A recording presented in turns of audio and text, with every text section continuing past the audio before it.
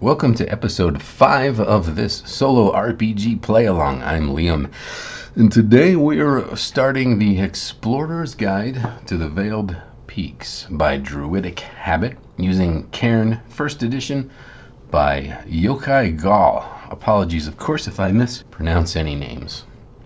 I debated how to record and present this episode.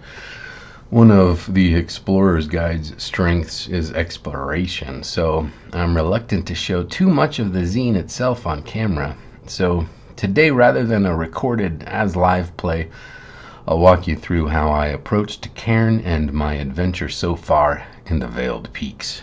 There will be spoilers for the path and the choices that I made, but mine is just one journey in this sandbox. There will be plenty left to discover if you're playing along. I only visited 2 hexes out of 12.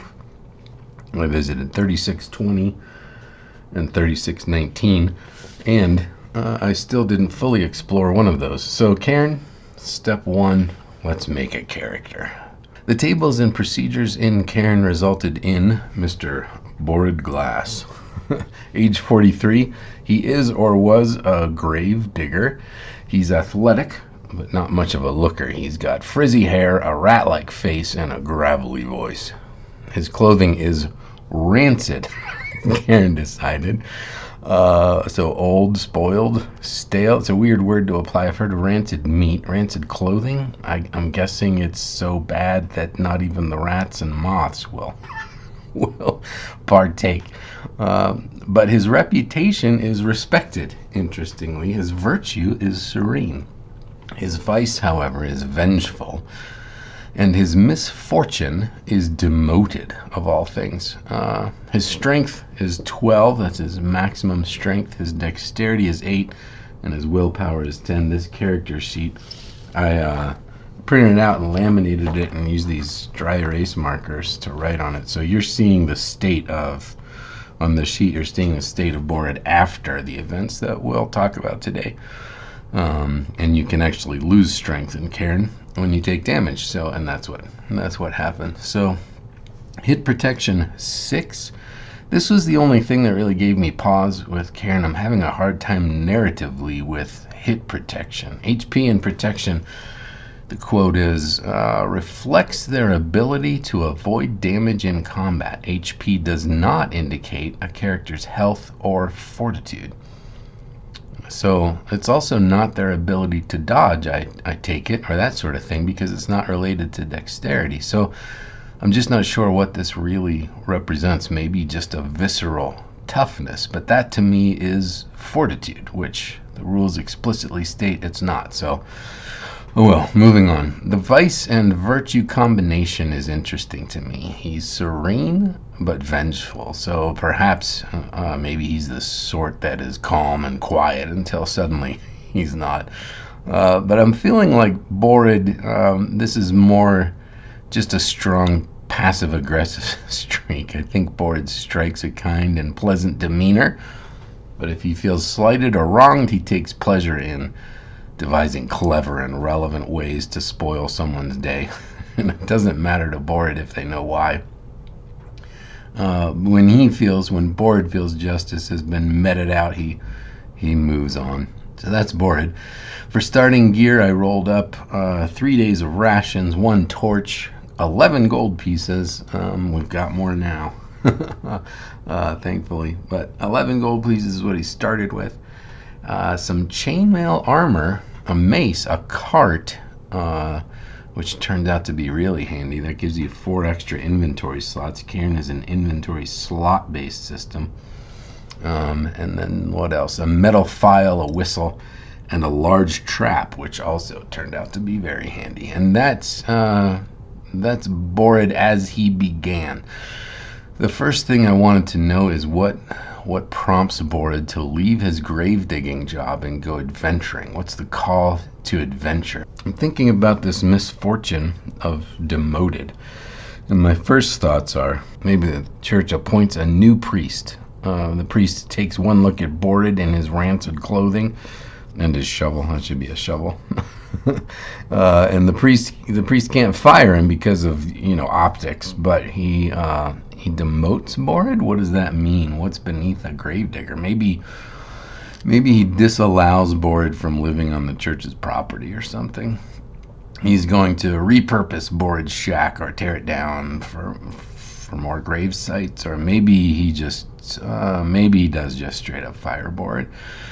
The church needs a new look.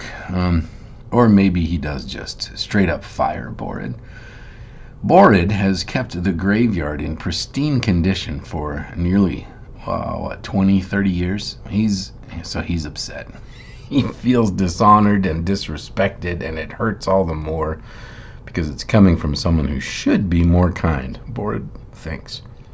His normal passive-aggressive ways aren't going to assuage the anger this time. So he borrows the armor and mace from a high-profile tomb, takes the cart, and heads off.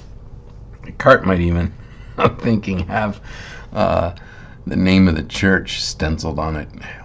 Borrid's naive goal is to earn enough money adventuring to come back and buy the cemetery and fire the priest. Or maybe he'll forgive the priest in front of everyone. That'll show him. I'm liking this so much I decided to replace the mace I rolled up with Borrid's trusty shovel. So we'll take chainmail, but he's not gonna. There's no mace. The shovel, that's gonna be a two-handed weapon, and Borrid knows how to use it, but it's no warhammer, which would be like a D10. So I gave it a D8 for damage for his shovel, and it takes up 2 slots because it's bulky. Likewise with the chainmail, and so on. My next question is, how does Borrid wind up in our setting, the Veiled Peaks? The peaks, we're told, are veiled in mist and untold stories. I love that line. We could go with a supernatural mist like we had in the Unquiet Night adventure we just played, but I grew up in foggy places, and I can tell you, thick fog doesn't need to be supernatural to feel supernatural. So for now, my story is simple. Early one morning, Borrid gathers his things and rolls his cart away from the known and into the unknown. I do think the previous, now deceased owner of Borrid's armor might have some unfinished business that perhaps we will learn of one way or another along this journey. Time will tell. Borrid Glass pushes his cart and walks and walks. The road descends. A fog mingles amidst the fir and fern, and Borrid walks and walks.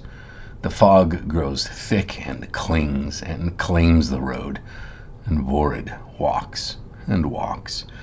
His footsteps crunch, the cartwheels grind, and then a hammer distant, and Borrid walks and walks. And then the fog recedes, the fog reveals a hamlet in the hills, and Borrid stops. Eiderthorpe. How long did Borrid walk? I decided 3d4 hours or something. I rolled a 10. Was he walking 10 hours or 10 days? It's hard to tell time in the fog. It may as well have been 10 years. He doesn't recognize this place, Eiderthorpe. And alarmingly, the road behind him doesn't look like the road he came in on. Time of day, I suppose, is evening, if it was a 10-hour walk and he left in the morning. I rolled randomly. Season is late fall, and the weather is cloudy. Borrid pursues the posting. I think he comes in on this road. He stops here. This is point of interest 6. Peruses postings on a board outside this barracks/prison/post office. The town will pay a bounty for the head of a bandit leader who has taken over a fort to the northwest, somewhere up in these hexes here. There's also a bounty on a group of giant rats north of town. So we're here at 3620, and the rats are just north in 3619. Meanwhile, the smell of meat and beer leads Borrid across the street to point of interest 7, the Dancing Barmaid's Tavern and Inn.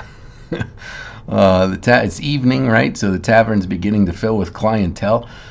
I think we've got off-duty guards, semi-resident prospectors, and fellow travelers from the look of things. Eyes turn to Borrid briefly. Only the guards linger. Borrid is suddenly quite self-aware. of how he must look in his borrowed armor. He licks his palm and tries to make his hair stay down. He's unsuccessful. He takes a seat near the prospectors. Borrid pays 10 gold pieces. Remember, he's got 11. He pays 10 gold pieces. I think he orders a bowl of the day's stew and a mug of mead and a room for the night, and is surprised to learn how much this costs. I know I was.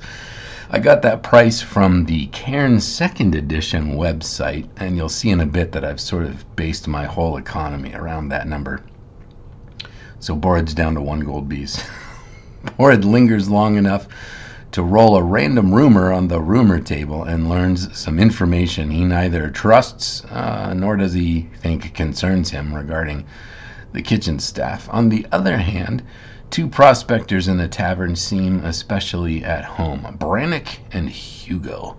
These guys spot Borrid in his chainmail and they seem to stifle a laugh. Brannick, though, he's boisterous, but he's good-natured. Brannick tells Borrid Borrid sure looks like an adventurer and offers to pay Borrid if he'll collect some tools they had to abandon in a mine to the northeast. That's going to be in Hex 3720, just 1 hex away. And Borrid's interested until Brannick says he'll also pay for the ears of the goblins who are responsible, which makes that sound quite a bit more difficult. Hugo says if Borrid's new in town, he should visit the historian. It's point of interest 1 over here, and take the town tour. As the tavern crowd swells, Borrid retires to his room and sleeps the sleep of a man who walked and walked and walked. He wakes up the next day at dawn. It's still late fall. The weather is foggy. Borrid counts his 1 remaining coin and does the math. He needs to earn some money. He's no stranger to rats. He's thinking of that bounty on the giant rats. So he's no stranger to rats, but giant rats, he figures, well, maybe they're just larger. So he heads north to what I'm calling Rancid Hill. So we move into this hex. Did I do this right? Yeah. 3619. We can see around that hex grassland, I suppose, to the northwest, mountains straight north. So mountains still bordering us all around. Here's Eiderthorpe, and here's where we are now. There's a road along the edge here, and a road north that then bends northeast and heads into the mountains, I suppose. And then there's an area of hills with no roads to the north.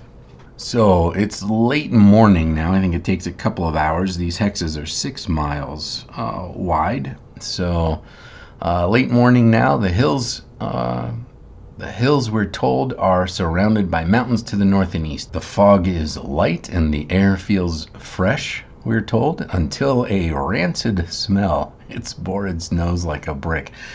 We've got quite the theme going here between Borrid and this hex. But it's not himself for once, this rancid smell. He's not, Borrid's not put off by it. What kind of gravedigger would he be if he was? He follows the scent off the road and into the hills to the north. The adventure says at this point Borrid is beset by 2d4, and I rolled 5 giant rats. Beset implies to me sudden combat, but Borrid was looking for these fellas and tracking them by scent, so I'm going to give him time to try to be clever about this. So Borrid parks his cart and sets up his large trap. I'm imagining something like a bear trap. He breaks a ration and sprinkles that as bait. A day's rations cost over 3 gold. So 10 gold gets you 3 days. So this bounty had better be worth it. Borrid knows that rats have a great sense of smell, so he retreats quite a ways, far enough that hopefully the rats won't detect him, but he can still hear the trap if it snaps shut.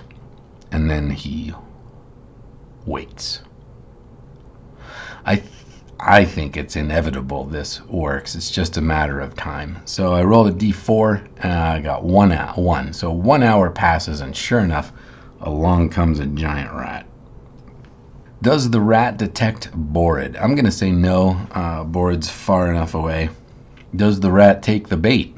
I'm going to say likely yes. I'm using the Oracle table from the Barrow Delver 2-page supplement, free supplement for Cairn.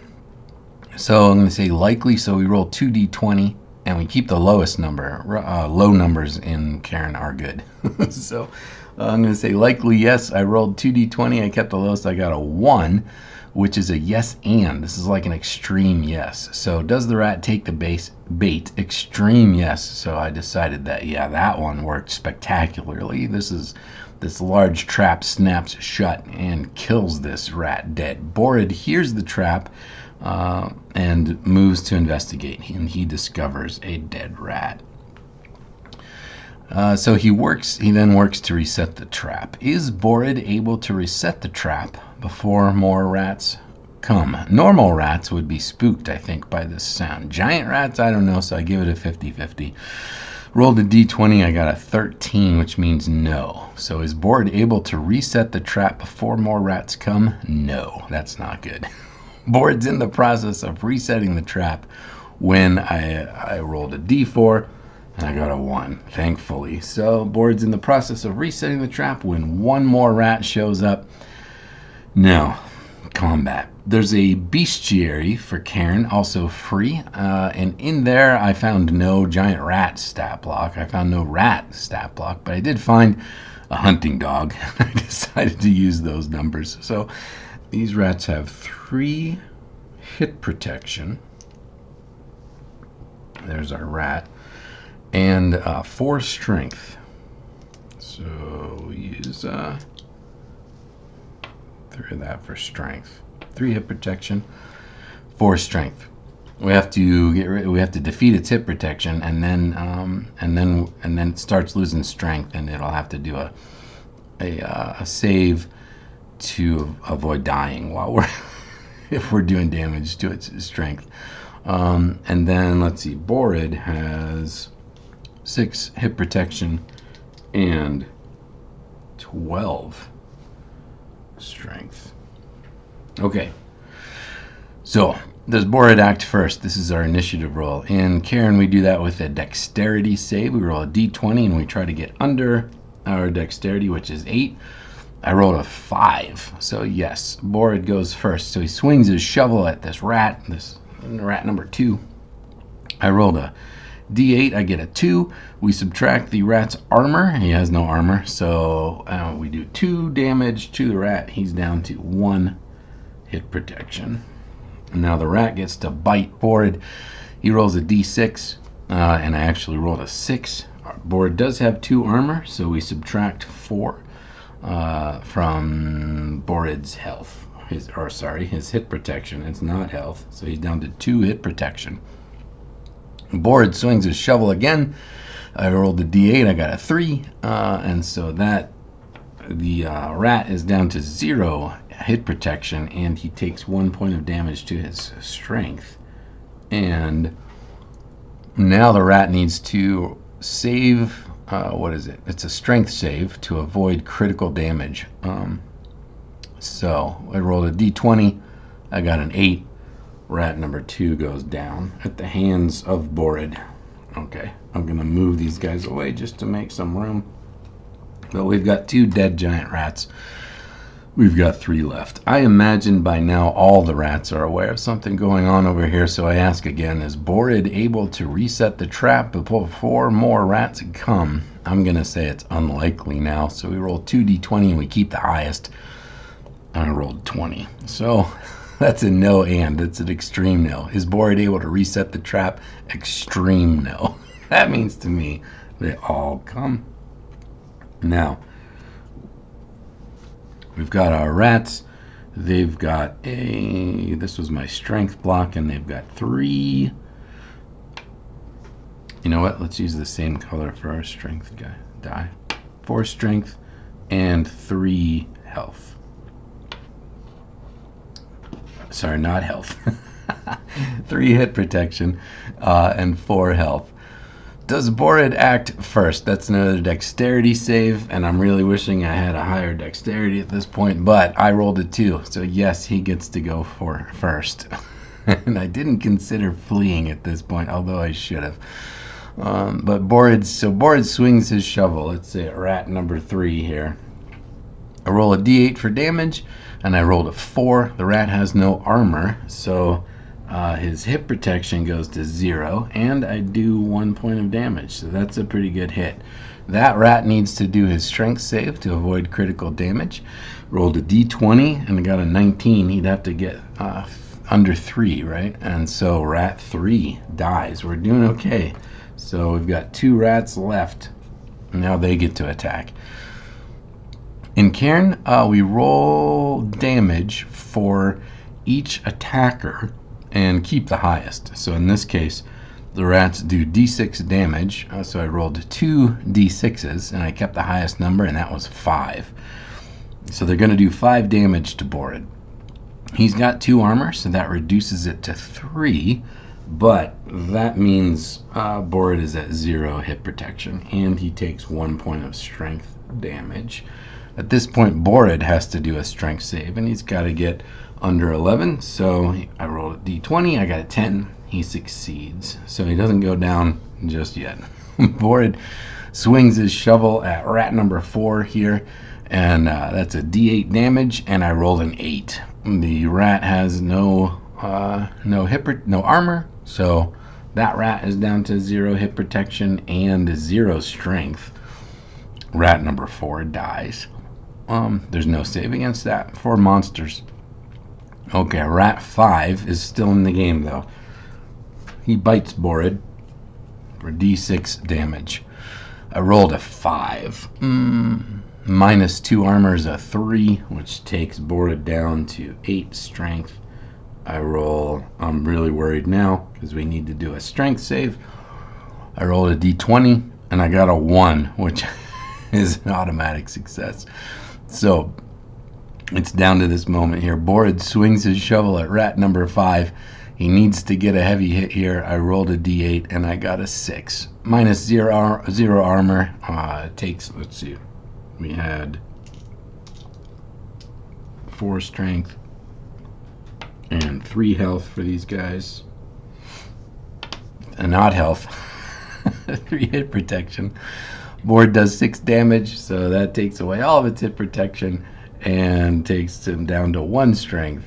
And rat number 5 does a strength save to avoid critical damage. Unless it gets a 1, it's dead. And I rolled a 13. So rat number 5 dies. Okay. At this point, I realized I forgot the morale check rule.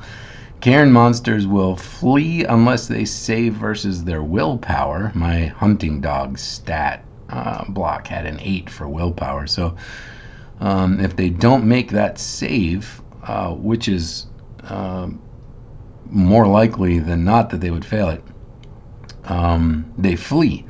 And there's 2 opportunities that this happens: when they take their first casualty, and then again when they lose half their number. So there's a couple times there in that fight with the 3 rats that they might have all fled. If Borrid had died, I would probably replay the fight against that group of 3, but we survived. So moving on. Borrid searches the rat's lair and finds what exactly? I couldn't find any guidance at all from Cairn on determining treasure.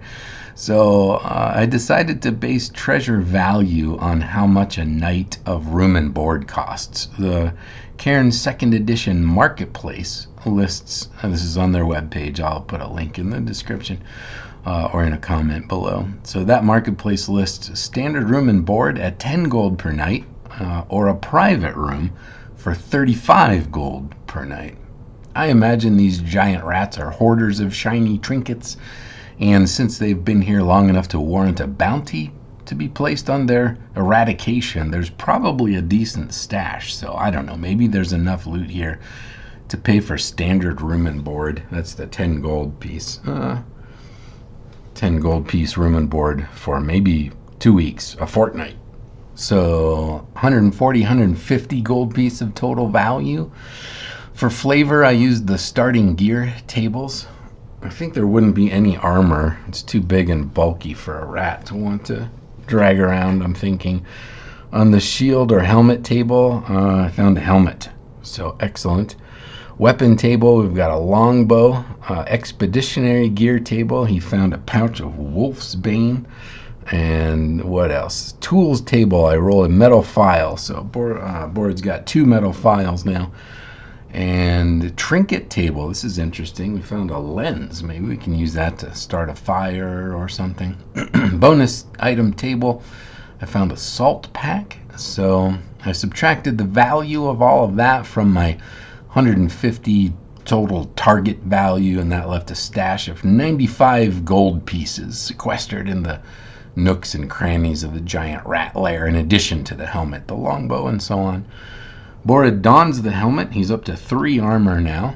He's got just enough room in his backpack and cart for everything else, including a bundle of giant rat tails for proof. So he loads up and heads back to town. We arrive back in Eiderthorpe. I imagine it's the late afternoon now, and this is where I ran out of time and had to stop playing. So my goals in town will be to collect the bounty. I imagine the bounty would probably be enough to room and board the hero in a private room for a week. So that'll be 7 times 35, or somewhere around 250 gold pieces. Borrid needs to find healing services to get his strength back up to 12. Hit protection replenishes fairly quickly, so he's back up to his 6 hit protection. But he's wounded enough that he needs some healing. And I think that costs like 50 gold in a week of rest. So he's got some resting to do. We'll do some buying and selling at the blacksmith. I definitely want some arrows for our new bow. Probably a tent so we can stop blowing all our money at the inn. We might want to hire a hireling. I think definitely we want to hire a hireling. I think we got lucky with that fight. And things are only going to get tougher, I imagine. And maybe we'll take that town tour. And that is my adventure so far. I have to say, this was so much less prep than January's calendar adventure. I enjoyed every minute of this. Druidic Habit, if you're watching, thank you for sharing your world with us. I can't wait to visit it more. Next weekend is February, so I'll probably do a prep video for that adventure, but I really want to keep going with the Veiled Peaks. Maybe I can get both done. We shall see. Until then, friends, I'd love to hear how your adventures are going, and I'll see you in the comments.